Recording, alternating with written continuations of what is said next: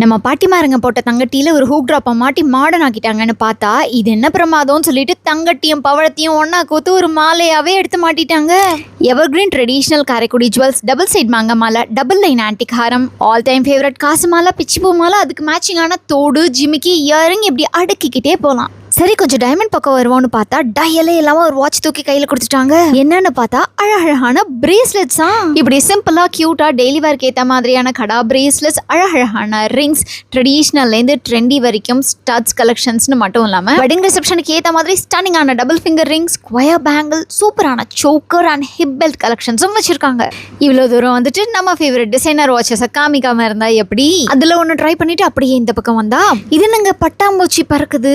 Wow, மேட்சிங்கான jewels. இது எல்லாத்துக்கும் மேல தலையில கிரீடம் வைக்கிற மாதிரி பியூட்டி அந்த பீஸ்ட்னு சொல்லிட்டு ஒன்று காட்டினாங்க பாருங்க. அசந்து போயிட்டேன். எல்லாம் சரி, எங்கம்மா வந்திருக்கேன் தானே கேக்குறீங்க?